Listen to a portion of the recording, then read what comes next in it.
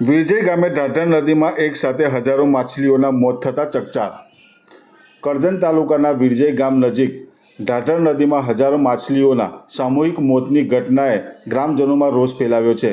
નદીના કિનારે ફેલાયેલી મૃત માછલીઓ અને તીવ્ર દુર્ગંધે પર્યાવરણ અને જળચરો પર ગંભીર આફતનો સંકેત આપ્યો છે। સ્થાનિકોના આક્ષેપ છે કે નદીમાં ઝેરી કેમિકલયુક્ત પાણી છોડવામાં આવે છે, જેના કારણે આ દુર્ઘટના સર્જાય છે।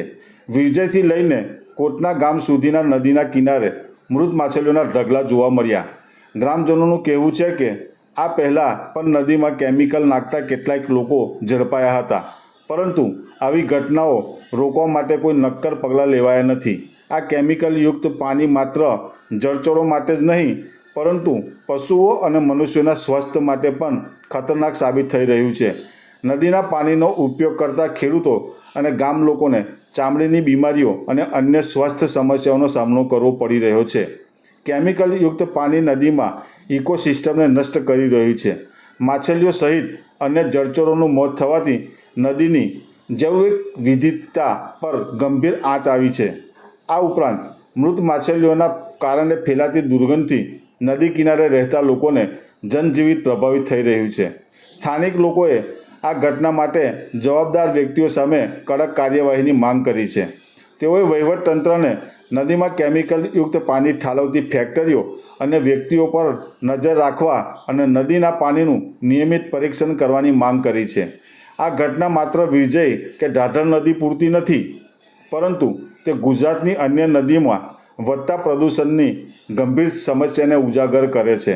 પર્યાવરણની સુરક્ષા અને જળચરોનો બચાવ માટે તાત્કાલિક અને અસરકારક પગલાંની જરૂર છે। કરજણ તાલુકાનું વિરજય ગામ ઢાઢર નદી પ્રસાર થાય છે, એમાં વારંવાર કેમિકલ છોડવાથી લાખોની મચ્છી મરી જાય છે અને અમારા પ્રાણી પણ નદીનું પાણી પીવા છે જતો આવતો, ને ચોમડીના રોગ થાય છે।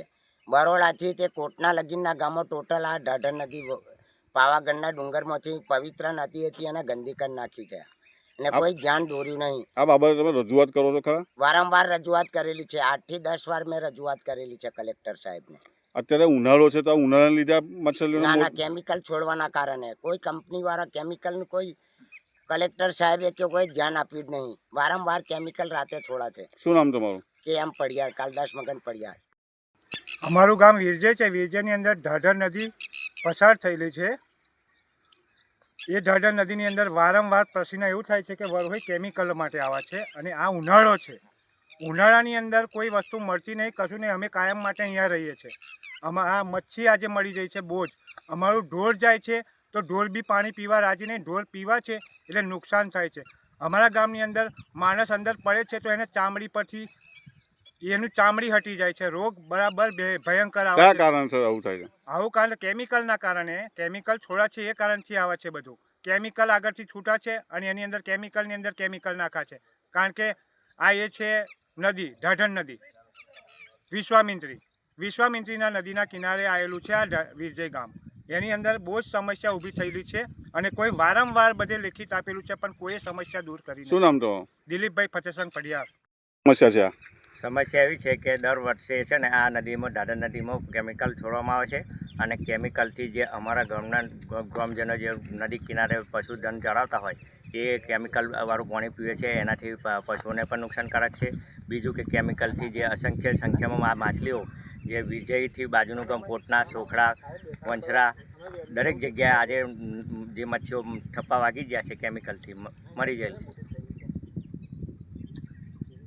આ અત્યારે ઉનાળાની સિઝન ચાલે છે, તો ઉનાળાને લીધે આવું નથી થયેલું? ના, એવું નહીં, ઉનાળાના લીધે એવું નહીં થયું।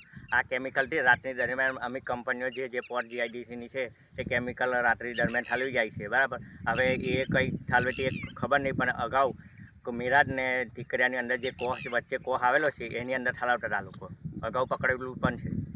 તો આ બાબતે તંત્રને તમે જાણકારી આપેલી છે કે નહીં? તંત્રને અમે કેટલી વખત રજૂઆત કરી, એ એકવાર પકડેલા બી છે, પણ આ બાબતે સજાગ રહે એવી અમને તંત્ર દ્વારા માંગ કરીએ છીએ।